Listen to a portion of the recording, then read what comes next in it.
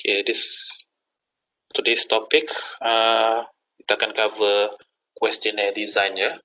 So in this context, kita tengok macam mana you can design and build up your questionnaire.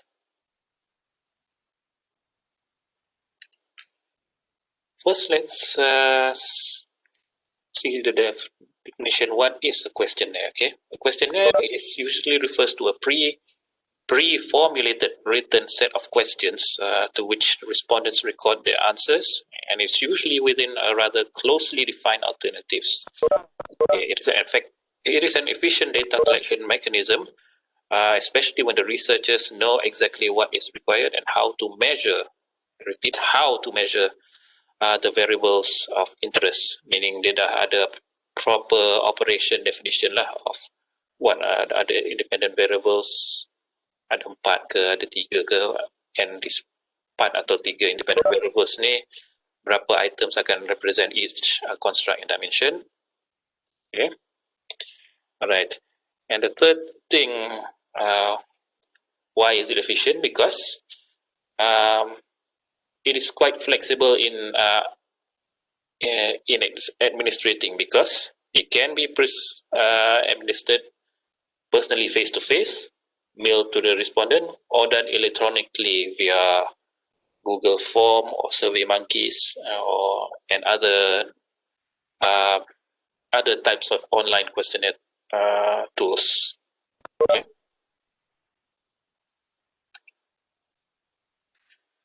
All right. Survey or questionnaires. Okay. It is most commonly used when the data collection method. And siapa on mic? Boleh tolong mute?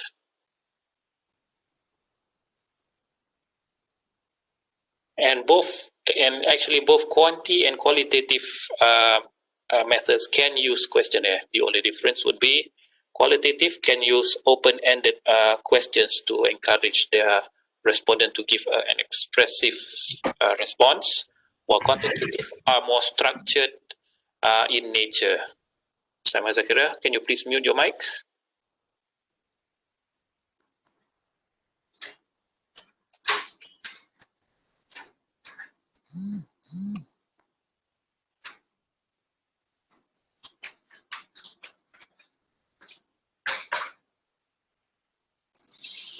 Okay, apa turn off. Mute. Jamim.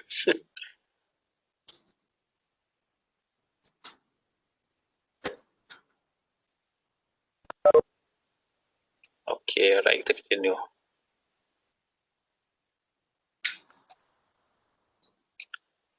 Okay.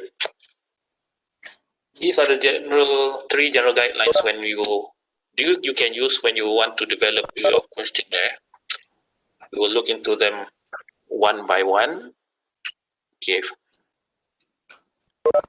The first criteria that you need to look at when you do your questionnaire is the wording of the questions itself, right?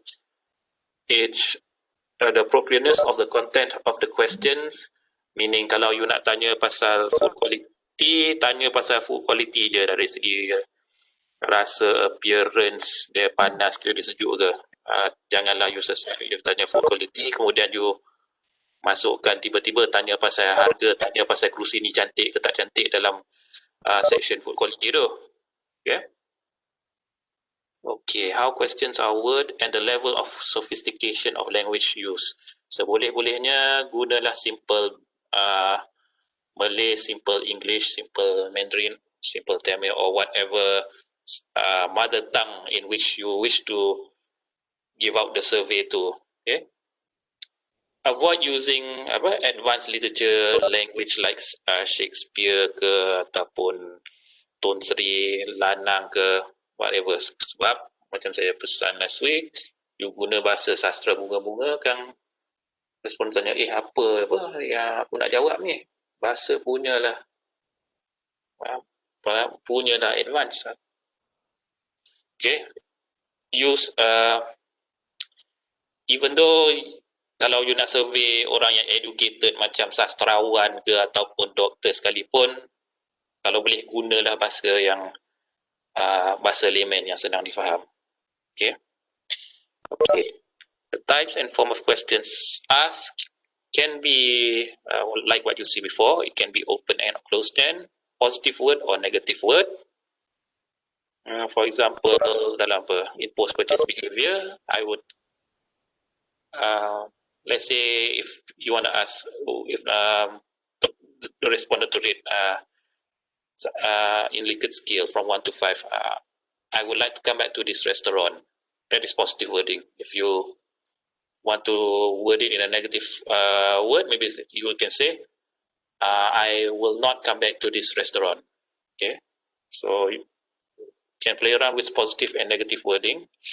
Double barrel. Double barrel, kalau saya nasihatkan sebolehnya elakkan. Sebab double barrel ni soalan you tanya dua dalam satu. Misalnya, how would you rate the food and beverage served in Godiva for the afternoon tea setting? Ini you tanya food and the hot beverage tu. One respondent might suka kedua-duanya, one respondent might suka coklat saja, a third respondent may suka air coklat saja. So setengah responden mungkin tak berapa clear apa yang dia nak jawab tu. So sebenarnya elakkanlah double barrel yang you tanya 2 and 1 ni. Sebenarnya kalau you nak tanya pasal food, tanya pasal food saja. Nak tanya pasal beverage saja. Pasal decoration saja. Say price saja. Okay. Ambiguous meaning the wording ni tak merujuk pada, meaning it is anonymous. Kalau you nak buat pasal let's say fast food, sebenarnya elakkan you kata please read the food quality at McDonald's.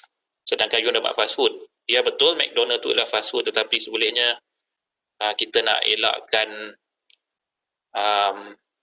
mention nama-nama parti dalam questionnaire ni. Okay, so just say itu, please rate your satisfaction towards the quality of food, full stop. Tak payahlah you mention McD, KFC, Godiva, secret recipe dan sebagainya. Okay, make it ambiguous. Ataupun kalau you nak buat pasal celebrity endorse product, elaklah nak sebut nama celebrity tu dalam soalan, macam Tiger Woods ke Cristiano Ronaldo ke Siti Nurhaliza, Fazura sebagainya. Okay, so that's ambiguity.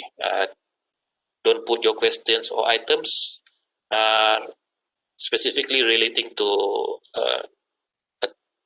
a specific entity. Yeah. Okay, we call dependent, leading, social reality. Okay, length of a question. Bila saya sebut short and sweet tadi, kalau ikutkan apa yang host.popum kata kat sini, a question or statement should not exceed 20 words or exceeding one full line in print. So boleh-bolehnya 20 words atau kurang.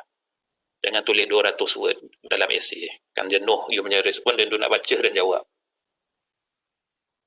Dalam exam tak apa. Sebab dalam exam lecturer nak nilai you. But in questionnaire jangan.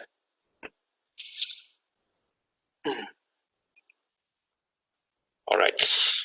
Next we look at the sequence of questions. You can use a funneling approach, which is general to specific or easy to difficult. Funneling approach tu kalau you tengok corong tu, dia banyak di atas dan sikit di bawah kan.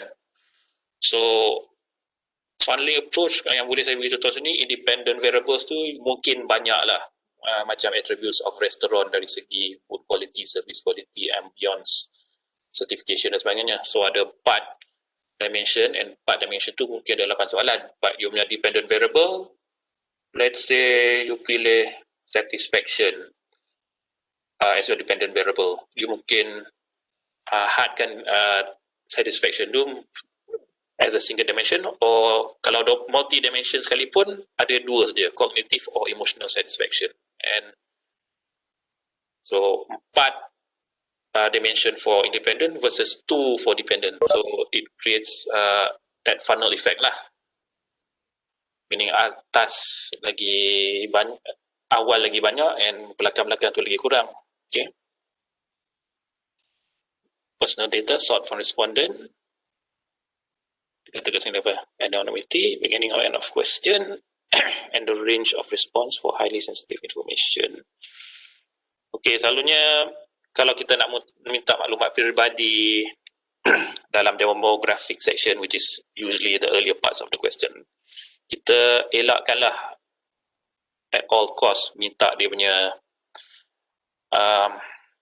nama, nombor telefon atau nombor IC. Just strict for ambiguous details such as age, gender and income. Dah memadai dah, tak perlulah go into deep nak tanya dia alamat dia kat mana. Kalau nak tahu dia asal mana, maybe just tanya dia asal negeri mana, ataupun kalau dalam negeri ini, in Terengganu, where do you live? Bagilah option Kuala Terengganu, Dumbon, Kuala Nerus, that's it. Okay. Avoid gathering data that is too personal from your respondents. Okay, so the second the second guideline in developing your questionnaire is the principle of measurement. What type of skill would you want your respondents to answer? Okay. You should operationally define the dimensions and element macam saya sebut tadi. Okay, what type of skill can be used in your questionnaire? Jom kita tengok this document. Dia ada banyak jenis. Kalau dalam contoh ni ada berapa? Ada 10 skill that are known to be used in questionnaire. So the very obvious one is number 1, dichotomous. 2 jawapan saja, sama ada yes, no, ataupun sama ada you male or female. There's nothing in between. Okay. The second type of skill is categorical, meaning it uses multiple items to elicit a single response. Contoh kat sini, in Malaysia, where you reside or where you originally from, dia kan adalah 14 tick tu, and you akan tick sama ada you asal KL ke Selangor ke. And kalau you nak buat locally, dalam Terengganu, you akan tick lah, you dari Kuala Terengganu, you dari Dumut, you dari Kemaman ke. Okay. The third type of skill is Likert. And Likert skill ni is to show how strong your subjects agree or disagree with the statement given in your question. Kalau tengok example kat sini, dia kata apa? Please circle the number that represent how you feel about computer software being used. Circle or tick. Or dalam contoh ni, dia guna total berapa? 7 skill. So dia kata, so based on this example, kalau satu strongly dissatisfied or strongly disagree, well, lagi tinggi, which is on the right, lagi dia agree lah. Alright, Likert scale ni, it varies in range. The smallest Likert scale is between 1 until 4, meaning sama ada you extremely disagree, slightly disagree, slightly agree, slightly agree, and extremely agree. Dia tak ada fifth choice yang tengah-tengah.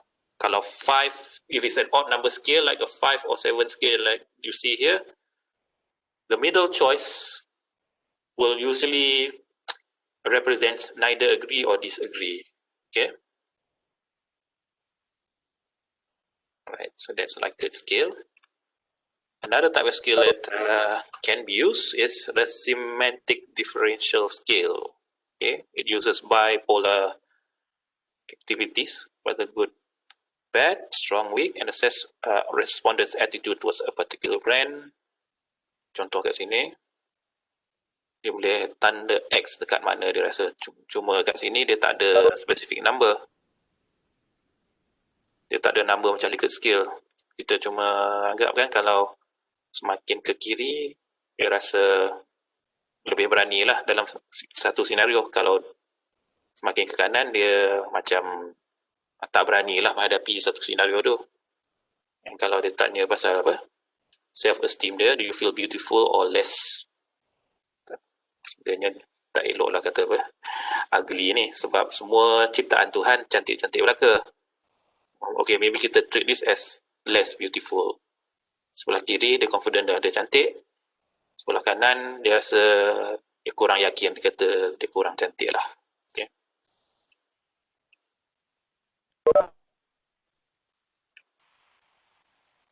Alright.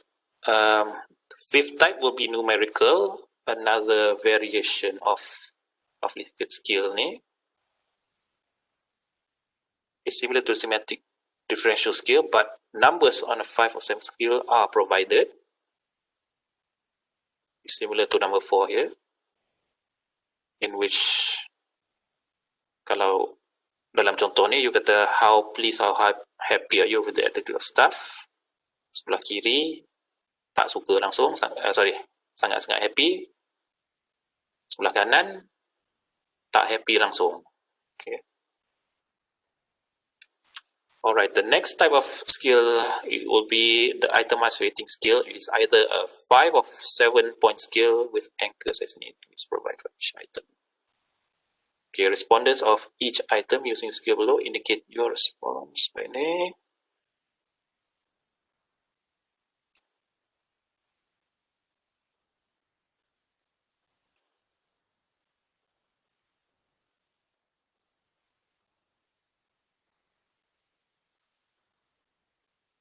Ini dia tanya list of questions dan dia bagi skala ni.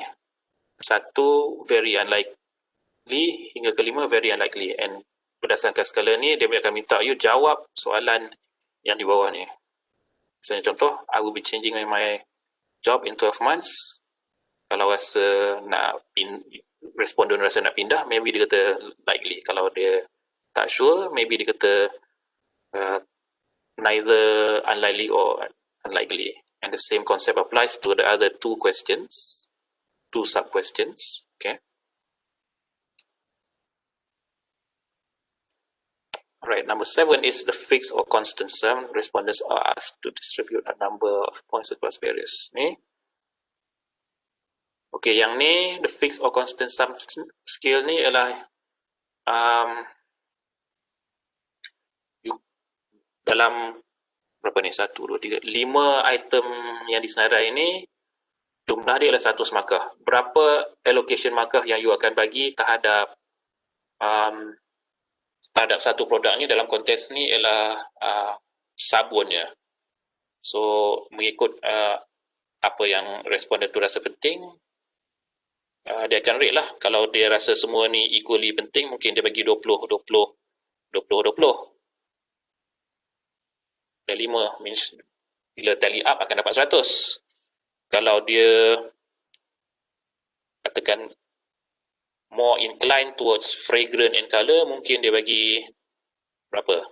30 dekat fragrance, 30 kat colour, 10, maybe 10 kat shape, 5 kat size dan bakinya kepada type of leather. So, fixed or constant sum scale, you're going to provide a total amount of marks, in this case selalunya 100%, and based on that 100%, berapa you nak, you're going to determine how much you nak bahagikan ni. Kalau dalam contoh ni ialah toilet soap. Kalau food, mungkin you akan tanya, based on this chocolate bar, how would you rate the followings? Texture, katakan, taste, shape, size. So you kena bagi punya permarkahan lah for that chocolate dah. Okay.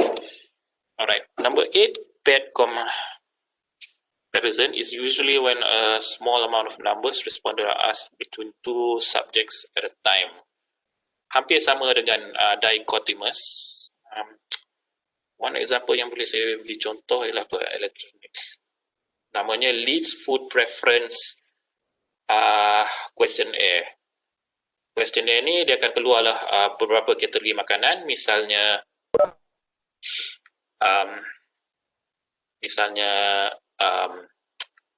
ikan versus pisang misalnya. So dia akan tanya, no, which one would you likely choose at this point of time? So kalau at this stage you nak snacking saja, you mungkin akan pilih klik pada pisang. Kalau you lapar, mungkin you nak makan ikan. Okay, prefer one choice or another. And Leeds Food Preference Questionnaire tu dia boleh ukur selaju mana you klik pada kiri atau kanan untuk tengok tahap psikologi kelaparan you at that time. Okay, so that's one example for fair example. Which one do you prefer to another? Okay, the ninth one is forced choice. Okay, this type of skill enables respondents to rank objects related to one another. It's easier for respondents, particularly in a number of choice to be ranked. So sini berbeza dengan nombor 7, dia kena bagi markah. Dalam case forced choice ni, responden you kena bagi rank mungkin dari 1 hingga 5 apa yang dia rasa paling utama, kedua utama dan yang paling kurang penting. Okay, so ni ada 5.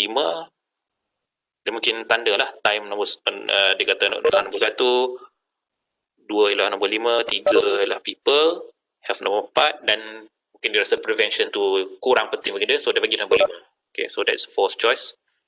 When you rank the priorities of a certain question. Okay, and for the last type of skill is a comparative skill. It provides a benchmark or point of reference to assess attitudes towards the current object, events that you want to study. So contoh sini dia kata, in a violation financial environment compared to stocks, how wise or useful is it to visit the treasury box? Please circle the appropriate answer. So dia bagi satu senario dan dia akan tanyalah. Dia tanya how useful or how wise or useful is it to invest. And dia tanya sini, sangat guna atau tak guna. So that's comparative skill. Dia kena bagi satu senario atau benchmark, and then baru dia tanya soalan. Based on this ni, do you feel it's appropriate or not appropriate? Misalnya another example yang ni, dia kata mungkin tanya dalam senario sekarang, adakah how would you COVID-19 KWSP bagi option untuk keluar eye sinar. So mungkin boleh tanya apa? Please circle the appropriate response. Adakah eye sinar tu sangat guna, neutral ataupun kurang guna kemudahan pengeluaran RM10,000. Okay, so there's 10 common skills that you can use inside the questionnaire. Yeah.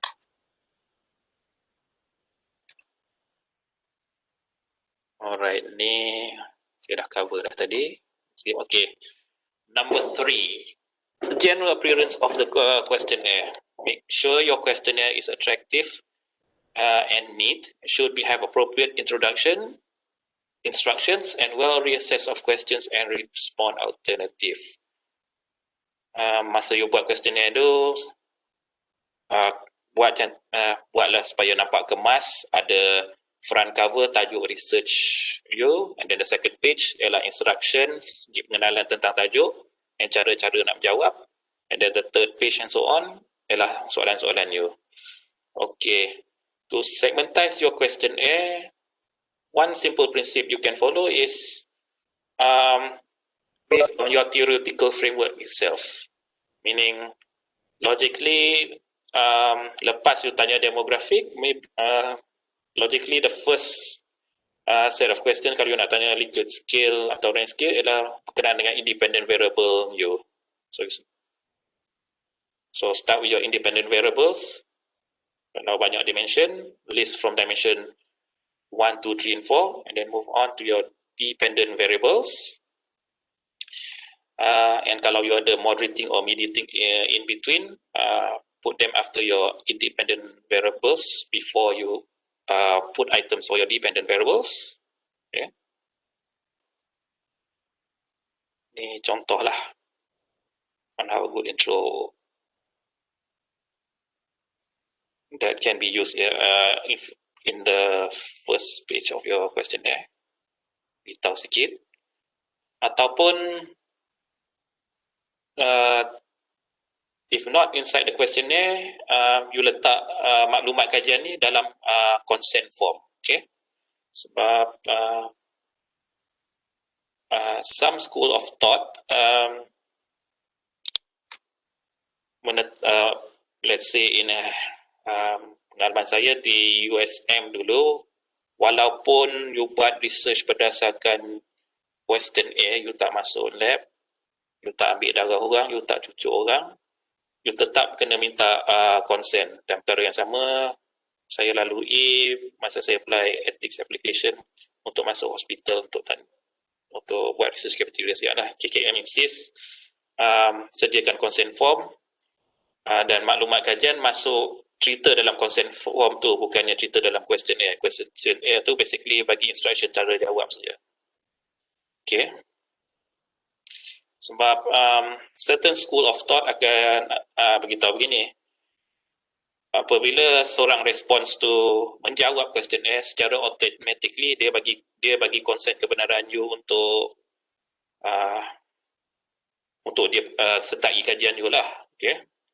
But for certain circumstances, mungkin you perlu juga sediakan consent form sebelum you bagi responden you jawab soalan. But either way, based on the requirements, kita ikut sajalah. Okay. So the intro to the questionnaire can be put either in the questionnaire, and kalau ada keperluan untuk you provide consent form kepada ni, masuk dalam consent form. Okay. Organize logically in neat way, macam saya kata tadi. Categorize your section and use your theoretical framework as a guide to how you segmentize your questionnaires. Okay. Questions are neatly aligned. Follow respondents to complete the task of reading and answer question quickly and less effort. Here's one example. Think about a restaurant which we ate within a week, and then read based on the statements. Read the following items. Organize the demographic data. Biasanya di demographic data saya cerita tadi, di peringkat permulaan, yang sebelumnya elakkanlah tanya soalan yang terlalu sensitif and personal dalam questionnaire you.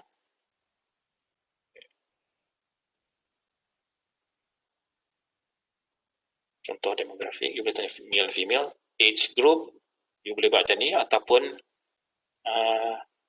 just buat a space lah sini untuk dia tulis berapa dia punya tahun. Cuma kalau you buat macam tu, you kena tulis age, space and years old. So dia akan tulis lah dia umur berapa.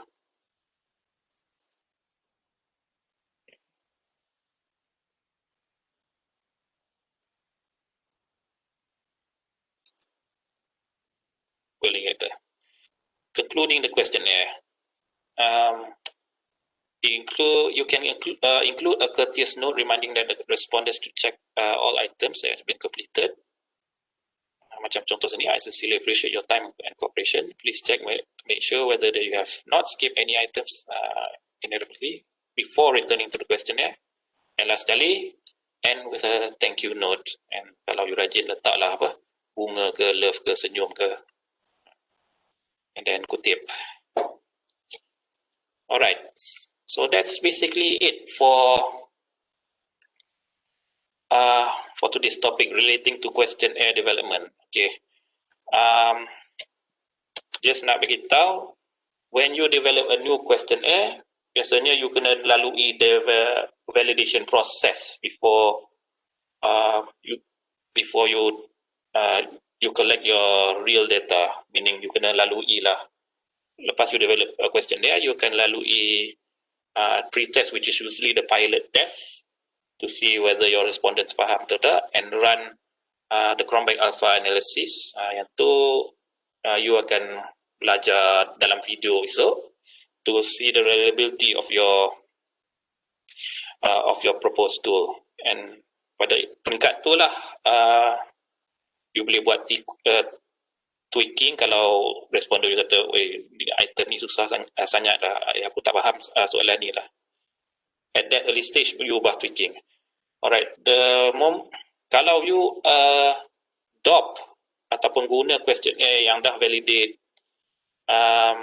oleh researcher lain, and this tool dah widely used, let's say kalau eating behavior, the tool is called a 3-factor eating behavior questionnaire, ada and version 18, yang tu daripada orang Europe pakai, dan di Malaysia dah ada versi Melayunya. So siapa yang researcher yang nak buat pasal eating behavior di Malaysia boleh guna version yang dah di-validate kan di Malaysia tanpa dia melalui proses translating process. Another example apa lagi? Would be the food frequency questionnaire, is widely used in the English language to see the pattern of consumption of people to a specific food. Okay, so kalau you adopt, you tak perlu lalui validation process of doing Cronbach Alpha and factor analysis dan sebagainya. Tapi kalau you develop sendiri ataupun you adapt, you dari segi structure satu ayat tu, misalnya questionnaire asal ialah tentang you rate food quality di hipster cafe, tapi you nak buat study you dalam konteks street food di Malaysia. So ayat daripada researcher asal misalnya apa, the food tastes good at hipster cafe. Apabila you adapt, you kata the food tastes good at you akan ubah wording tu, dia kata the food quality in night markets are good. Okay, apabila you adapt, sama juga akan dalam senario you karang item sendiri yang you tak adapt daripada past researcher, you kena lalui validation process. Yeah. Okay. Alright. So topik reliability and validity ni kita akan cover dalam next week's class. Esok punya kelas video saya dah siap rakan dah. You akan practice macam mana you nak buat reliability test to Cronbach Alpha, as well as doing correlation for Pearson and Spearman. Okay, right. Alright, with that, saya rasa itu saja untuk topik hari ini. Are there any questions that you like to ask regarding questionnaire development or questionnaire survey process ni?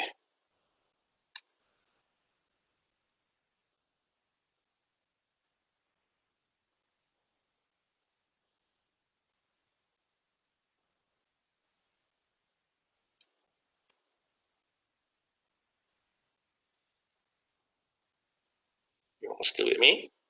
Senyap je ni.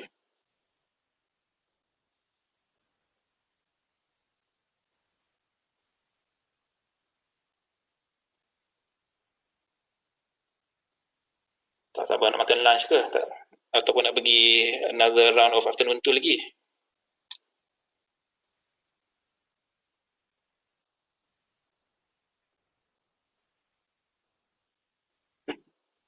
Or maybe terbayang-bayang bridal lah nak pergi tengok bunga, nak tengok package perkahwinan, makanan ke.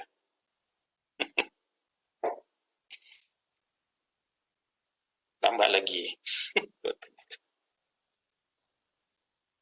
COVID.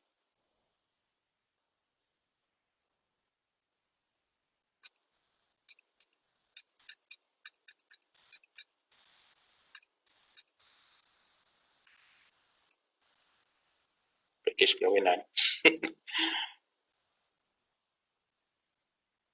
Ataupun siapa nak consider buat apa? Nak buat tajuk catering perkahwinan sebagai satu apa tajuk pita ni, and buat question ni baru. Ahmad Samira.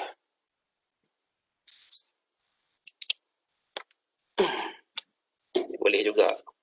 Takut.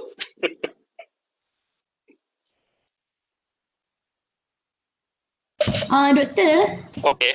saya nak tanya sekejap pasal test 2. Okey.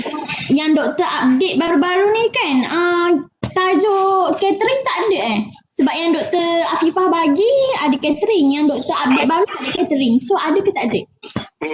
Untuk test 2 komersial memang tak ada. Okay doktor, thank you. Ya. Yeah. Sebab catering tak cover lagi. Boleh juga.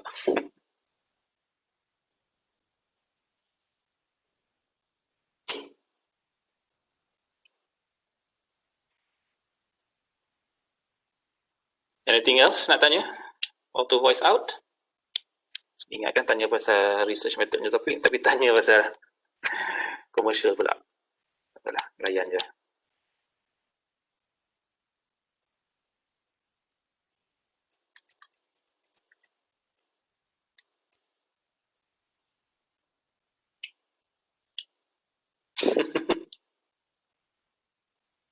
Tak apa, untuk you all.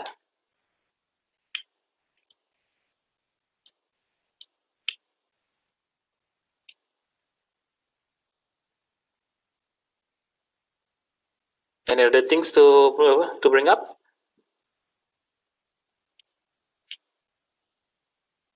Ada perhatian ahli-ahli majlis? Doktor, Ya. saya tanya pasal yang principle of measurement tu kan, Okey. yang ada 10 tu. Jenis skala tu. Jenis skala tu, dia sebenarnya kan doktor, dia ikut kita punya apa yang kita buat FYP ke macam mana ke? Actually kita boleh je randomly pick berkesesuaian dengan kita punya tajuk FYP. Berdasarkan tajuk FYP dan macam mana you define you punya operational terms. Kalau dari segi food, contoh food quality ataupun preference towards a certain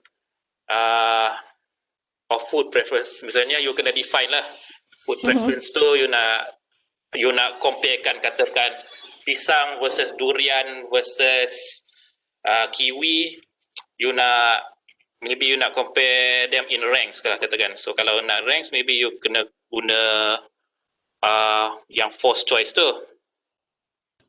Kalau you nak tanya tentang kenyataan dia punya pendapat tentang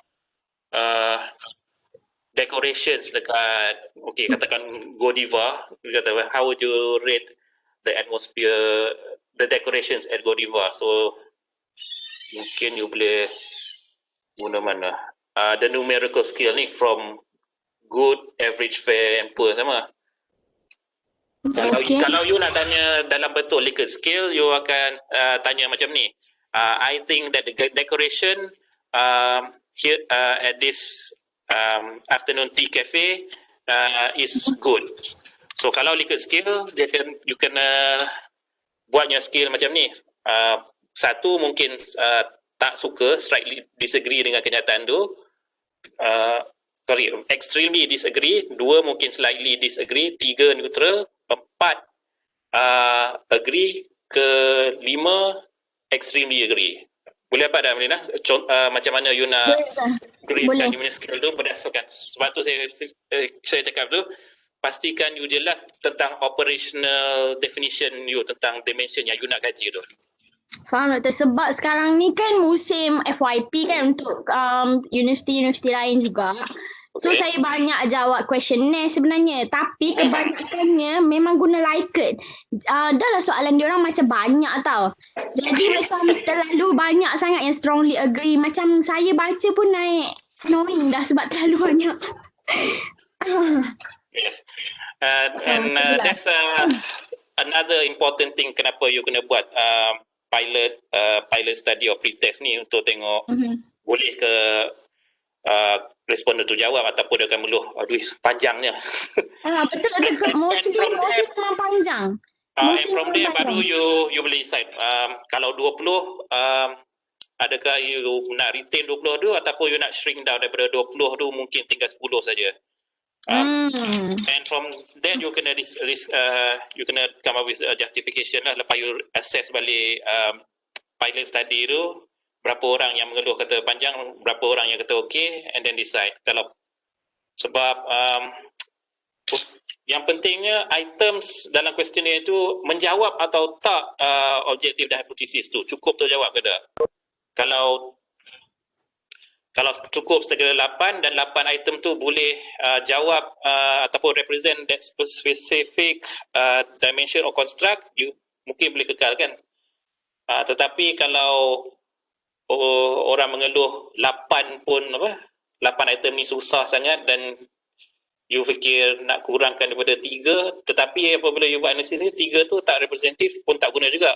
So in a case kalau you some way somehow tak dapat kurangkan bilangan questionnaire, mungkin di peringkat instruction tu you tulis this question has 20 questions, 20 questions, it will take about 15 to 20 minutes to answer. At least bagi courtesy lah untuk bagi tahu responden you survey dia mungkin panjang dan ambil masa dia lama sikit.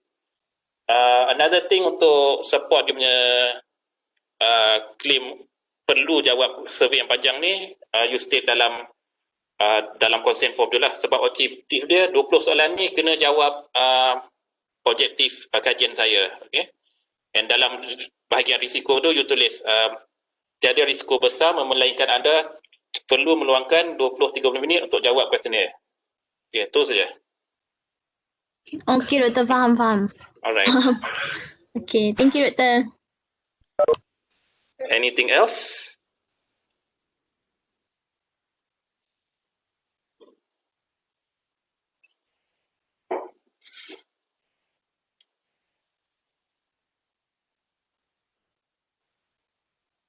Ada apa-apa lagi pertanyaan ataupun perkongsian pengalaman jawab questionnaire yang boleh dikongsi kepada saya dan ahli majlis?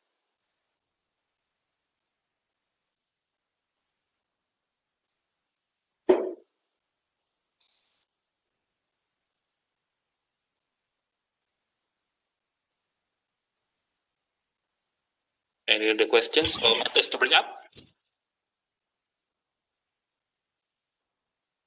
Siapa tadi on mic?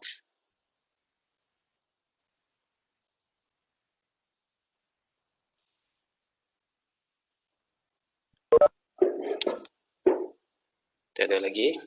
Ada?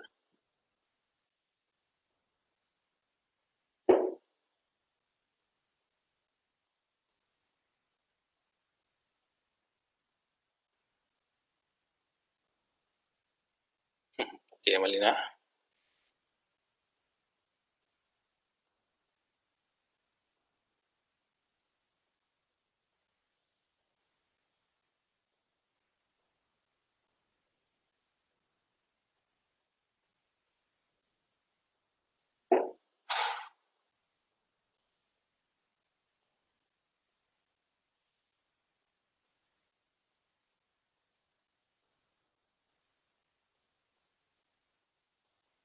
Okay, kalau tak ada, kita boleh end the class now. Alright, we end the class with tasbih and suratul as. Bismillah.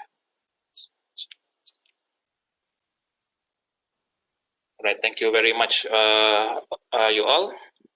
Everyone have a good lunch, and siapa yang nak pergi afternoon tu, happy afternoon tea. Okay.